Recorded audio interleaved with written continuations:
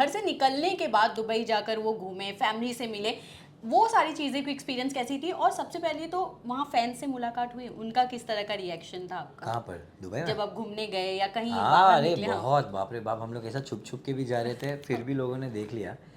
और काफ़ी लोगों ने बहुत इतना प्रेज़ किया। उन्होंने बताया कि जिस तरीके से आपने खेला है, आई थिंक बिग बॉस में सबसे डिग्निफाइड, और बोलते हैं ना, आप जैसे गए थे वैसे ही इज़्ज़त से गए, आप इज़्ज़त से बाहर आए, और आपने इतने कम टाइम में इतनी वायरल चीज़ देकर निकले हो।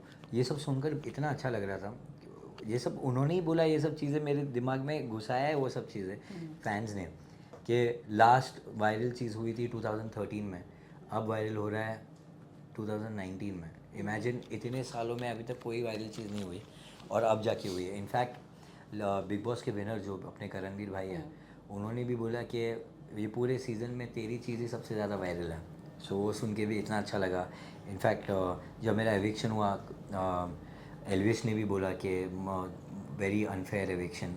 सो अब लोग जब आपके बारे में बात करें, आपको क्या चाहिए उसके बारे में? इट्स लाइक, बोलते हैं ना, ये विक्ट्री है आपकी खुद की, एक अलग हिसाब से। तो मैं इस चीज़ में खुश हूँ। आई थिंक मुझे ट्रॉफ़ी से ज़्यादा ये चीज़ ज़्यादा पसंद आ रही है। अच्छा, अब इसके अलावा जब भी कोई बिग बॉस हाउस से निकलता है, एक अलग पॉपुलैरिटी को फेस करता है, जो आप सोशल मीडिया पे ऑलरेडी आप पॉपुलर थे, पर करेक्ट। जब वो पॉपुलैरिटी जब रियल में लोग आपसे कनेक्ट करते हैं, वो एक्सपीरियंस आवेश के लिए कैसा है? मैं बोल रहा हूँ ना, बहुत यूनिक है, बहुत डिफरेंट है, क्योंकि हर एक इंसान का पर्सपेक्टिव बहुत अलग है देखने का इस शो का। सो आपको हेटर्स भी मिल रहे हैं, आपको फैंस भी मिल रहे हैं, तो एक इतना डिफरेंट फीलिंग है।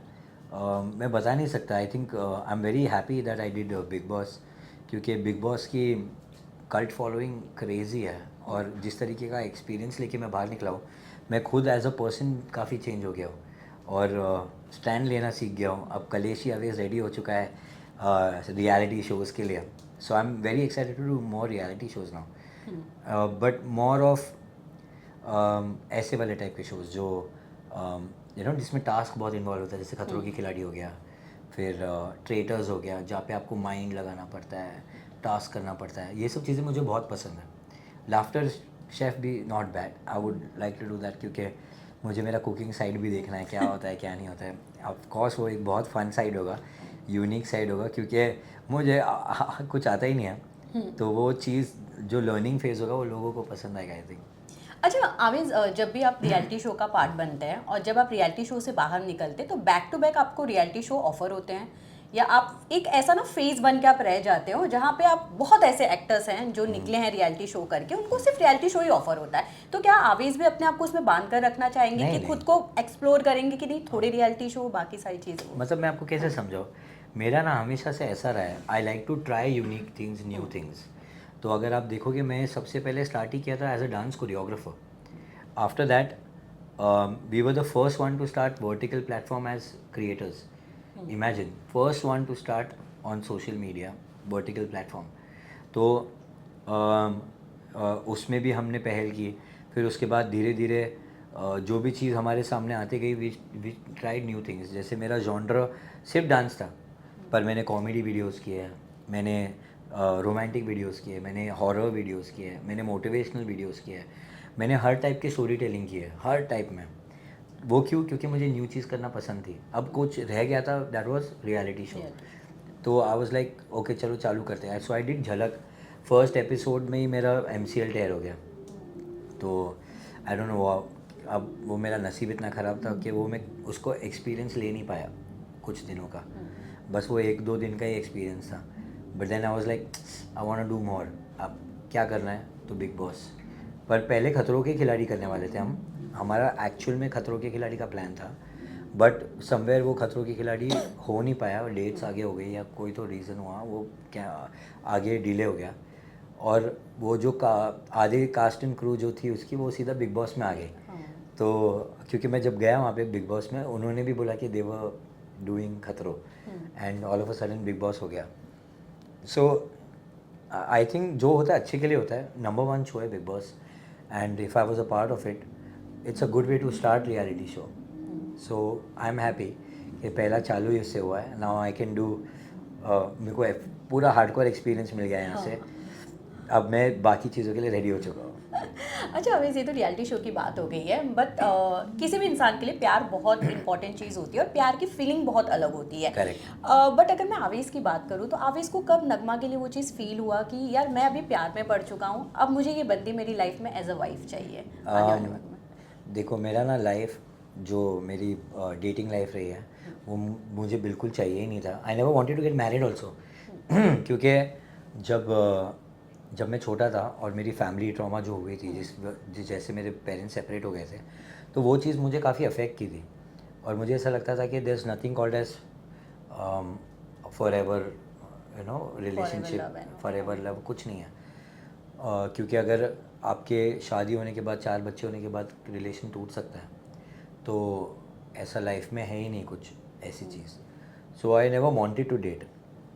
और मैं काफ़ी टाइम तक उस पर टिका हुआ था, काफ़ी टाइम तक। फिर जब मैं नगमा के साथ जब नगमा को मिला, when we started working together, so somewhere we started feeling for each other. But me being me, मेरे पास बहुत लेयर्स है, मैं कभी भी किसी को नज़दीक आने नहीं देता। सो आई वॉज अवे। मुझे ऐसा था कि नहीं, मैं कोई चीज़ में नहीं जाना चाहता हूँ।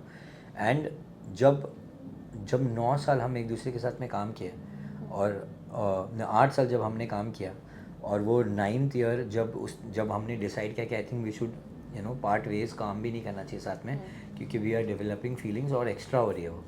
सो जितना डिस्टेंस मेंटेन करेंगे तो चला जाएगा वो। जब वो हुआ, वो फेज़ में मैंने रियलाइज़ किया कि जब मैं ट्रैवल कर रहा हूँ तो मुझे वो चीज़ याद आ रही है जो मैं नगमा के साथ में ट्रैवल करता था। जो भी हमारे जो टीम होती थी, हम साथ में हमेशा ट्रैवल करते थे, तो पर मुझे वो चीज़ याद आती थी जब मैं उसके साथ में ट्रैवल करता था बहुत अलग होता था, और जब मैं अलग ट्रैवल कर रहा हूँ वो बहुत डिफरेंट है। So I used to miss what ever मैं ड्यूरिंग ट्रैवलिंग उसके साथ में जो करता था, क्योंकि वो हर चीज़ बोलते हैं ना, हर चीज़ प्लान करती थी, यहाँ जाएंगे वहाँ जाएंगे, खाना क्या खाएंगे, हर चीज़। और मैं ऐसा हो कि हाँ, ऑन द स्पॉट डिसाइड करना ये वो। सो आई स्टार्टेड मिसिंग दैट कि वो कितना ऑर्गेनाइज लाइफ जिस उसके साथ में मेरी जी रहा था मैं, और वो मुझे पसंद आ रही थी। फिर वो मैंने रियलाइज़ नहीं किया था, उसके जाने के बाद रियलाइज़ किया। फिर मैंने वो रियलाइज़ किया कि मैं किसी से भी बात करता था, मुझे वो टाइप की फीलिंग ही नहीं आ रही है किसी के साथ, तो वो चीज़ मिस होने लग गई। फिर अगर कोई लड़की अप्रोच भी करती थी तो मुझे ऐसा लगता था कि यार please don't talk to me, मुझे वो नहीं हो रहा है कि I can't think of someone else. तो बस तब मैंने डिसाइड किया कि I will call her and tell her ये सब हो रहा है। मैंने जब बताया उसको हर चीज़, तो उसने बहुत भाव खाया, बहुत टाइम उसने इतना भाव खाया। फिर मैंने, क्योंकि 9 साल उसने भी, ऑफ कोर्स, तो मैंने बोला कोई नहीं, शी डिजर्व्स एवरी भाव, I am ready to give. मैं तो बहुत लंबे तक रेडी था देने के लिए, पर बहुत जल्दी मान गए वो। और फिर उसने बोला कि ठीक है तू ट्रायल पीरियड पे है अब। और जैसे ही बोला ट्रायल पीरियड पे, खतरों की खिलाड़ी वॉज ऑफर्ड, और हमने हाँ बोला। And then we were ready to tell people from that show कि हम डेट कर रहे हैं। बट फिर वो हुआ नहीं, और सीधा बिग बॉस आ गया। तो फिर वो लाइक चलो ये कर लेते हैं, इसमें साथ में चले जाएगा। So we went there inside and we told our story कि अभी भी मैं ट्रायल पीरियड पे हूँ, ये है वो है। लोगों ने मिसअंडरस्टैंड कर लिया उससे कि हम पहले से डेट कर रहे हैं। उन लोग को समझ में ही नहीं आया कि हम अभी डेट करना चालू किया है।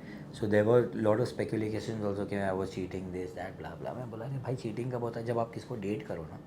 मैंने किसी को ही नहीं डेट किया तो चीटिंग कहाँ से आती है। So then that person whoever said, she also came out and said कि उसने पोस्ट में बोला कि वी वर नेवर डेटिंग। तो फिर बात ही क्यों किया। सबको वाइल्ड कार्ड के लिए इतना जोश आया पड़ा रहता है। आप बाहर था जब तक कभी कुछ बोला नहीं, जैसे अंदर गया सब चालू हो गया। I am telling you people are very weird, but yeah I am glad that Nagma handle that also very nicely outside, क्योंकि she knew everything about me, there was nothing to hide. So she handled everything very nicely. When I came out I saw प्यार और बढ़ गया। सो ये सारा एक journey रही है, बोलते हैं ना बच्चों को सुनाने के लिए स्टोरी मिल गई है। अच्छा आवेश, ये तो आपकी लव स्टोरी थी, बट लव से आगे अगर मैं बात करूँ तो हर एक लड़का या लड़की हो एक अपना आइडियल पति पत्नी देखना पसंद करता है और सोचता है कि यार मेरी वाइफ बिल्कुल ऐसी होनी चाहिए, आफ्टर मैरिज मेरी लाइफ ऐसी होनी चाहिए, मैरिज कुछ इस तरह से मैं प्लान करना चाहता हूँ, तो वो प्लानिंग के बारे में आप इस आपसे जानना चाहूँगी। मैरिज की प्लानिंग तो मैंने नगमा के हाथ में छोड़ा है, क्योंकि हाँ। उसके बहुत सारे सपने हैं, उसको बहुत कुछ करना है शादी में। और जिस तरीके से उसने मैं मुझे बताया है, वो बहुत एक्साइटेड थी, तो मैंने बोला आई थिंक डू इट। जो उससे ठीक लगता है वैसे करेगा, हाँ। जैसे उसे चाहिए वैसे करेगा। सो मैं सिर्फ हाँ हाँ करने वाला हूँ हर चीज़ के लिए। अगर मुझे ऐसा कुछ लगेगा कि मुझे कुछ थोड़ा बहुत एक्स्ट्रा अच्छा आइडिया आ गया तो मैं सजेस्ट कर लूँगा, मान ली तो ठीक। लड़कियाँ मूडी होती है, कभी भी कुछ भी पसंद आता है, कभी कुछ पसंद नहीं आता है। So I am gonna just leave it on her, जैसे भी वो जो चाहती है वैसे ही करेगा। एज अ हस्बैंड बनने के बाद अगर दो क्वालिटी में आवेज एज अ बॉयफ्रेंड और एज अ हस्बैंड में मैं बदलने की बात करूँ तो आवेज की वो दो क्वालिटी क्या होगी? हस्बैंड बनने के बाद वो ज़रूर बदलना चाहेंगे नज़मा के हस्बैंड लिए। बनने के बाद मैं उसे ज़्यादा टाइम देना चाहूँगा, हम्म, कि उसका वो एक कंप्लेन है कि I don't give that much time. वो कैसे वाला टाइम, क्योंकि मैं स्पोर्ट्स वगैरह में बहुत हूँ, तो फुटबॉल वगैरह जब भी आएगा तो मैं कभी भी अगर जैसे मूवी जाना है, डिनर जाना है, तो I would choose football over that. और उसको पता है कि मुझे बहुत पसंद है, so I would try and change that, कि शादी के बाद मैं उसके लिए टाइम निकालने की कोशिश करूँगा। डिनर्स, डेट्स उसको बहुत पसंद है, तो वो चीज़ें ज़्यादा करूँगा। उसे मूवीज़, सरप्राइज़, ऐसे बोलते हैं ना, सरप्राइज़ मूवी प्लान, ये वो, उसे ऐसा बहुत पसंद है। उसे लॉन्ग ड्राइव्स पसंद है, तो मैं हर चीज़ कोशिश करूँगा वो सब करने की। ओके। सो बंदा तो एकदम प्यार में है और शादी के लिए पूरी तरह से तैयार है ये तो। वेल आवेज, लास्टली मैं जाते थे ये ज़रूर जानना चाहूँगी कि ऐसा नगमा ने अनाउंसमेंट किया था कि जैन के सेकेंड वीक में वो शादी करने वाले हैं आपके साथ, तो डेट्स फिक्स हो चुकी हैं या अभी भी हाँ, तैयारियां चल रही हैं? डेट्स ऑलमोस्ट फिक्स हो गई है। बस ऐसा है कि इट्स टू अर्ली, जो बहुत काम वाम आ गया, बहुत ऐसे हौश पौश हो गया हर चीज़। तो वी आर थिंकिंग कि अभी फर्स्ट ईयर, नेक्स्ट ईयर के फर्स्ट हाफ में करने की कोशिश हमारी जारी है, क्योंकि जिस तरीके से उसका प्लान चल रहा है उसमें टाइम जाएगा। हाँ। हाँ, तो हम वो चीज़ वेट करके प्लान करके अच्छे से करेंगे। ओके, एक और सवाल है, फैमिली का किस तरह का रिएक्शन था कि जब आपने बताया, क्योंकि रिलेशनशिप में आप लोग थे नहीं पर सोचता तो हर कोई था कि यहाँ बन हाँ हो हाँ जाए, हाँ, उन लोग कब से किस वेट तरह कर से रहे थे। रिएक्शन था कि फाइनली बंदा रेडी हो गया बहुत शादी के खुश हुए लिए? उन लोग, ऐसे थे कि उन मेरे से ज़्यादा तो वो लोग खुश दिख रहे थे। दे वर लाइक फाइनली कुछ तो डिसाइड किया शादी करने के बारे में, डेट करने के बारे में। अब चलो अभी टिके रहना, चेंज नहीं करना, ऐसा ना ऐसा। दे वर वेरी हैप्पी। मेरे से ज़्यादा वो लोग खुश दिख रहे थे। हाँ, एक एक्स्ट्रा हैप्पीनेस उनके फेस पर दिख के आ रही थी। ओके, लास्टली आवेश जाते जाते अपने फैंस को क्या मैसेज देना चाहेंगे? मैं सिर्फ ये कहना चाहूँगा कि थैंक यू सो मच। आज मैं जो कुछ भी हो सिर्फ आप लोगों की वजह से हो। आप इसी तरह सपोर्ट करते रहना, और मैं आपको इसी तरह एंटरटेन करते रहूँगा, सीधा जाके लेफ्ट लेके ऐसे सब चीज़ें, नई नई चीज़ लाते रहूँगा। और ये बोलूँगा कि जिस तरीके से आपने मुझे सपोर्ट किया, प्लीज़ इस एक फेवर है, आप मेरे फ्रेंड्स को सपोर्ट कर दो बिग बॉस में, क्योंकि मैं चाहता हूँ वो लोग ही जीते। मेक श्योर करो आप अभिषेक, गौरव भाई, प्रणीत, अशनूर और मृदुल को सपोर्ट करें, क्योंकि वो लोग बहुत जेन्युइन हैं और बहुत बोलते हैं ना, दिल के साफ़ लोग हैं। प्लीज़ उन्हें सपोर्ट करें, उनको बहुत ज़रूरत है अभी आप लोगों की। And I think they are doing well, और आई थिंक ऑडियंस लोग ऑलरेडी उन्हें पसंद कर रहे हैं। तो हम, मेरे फैंस उनके साथ में ऐड हो जाएंगे, तो उससे बेस्ट चीज़ क्या होगी। Please support them.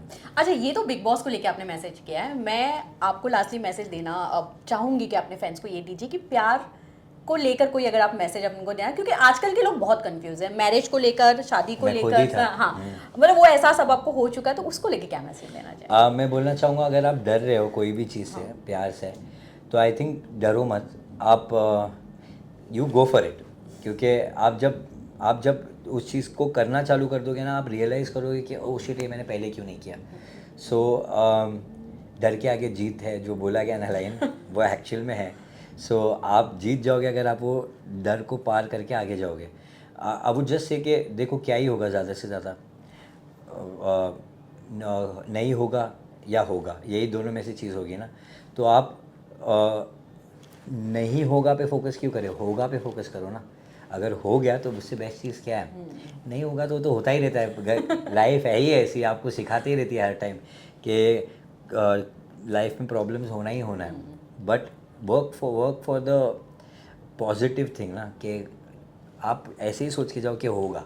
And I am telling you, trust me, जो आप मैनिफेस्ट करके जाते हो, और अपने पॉजिटिव नेचर से जाते हो वो होता ही होता है एंड 100% होगा. So don't get scared, just go for it, just do it. Thank you always. Thank you.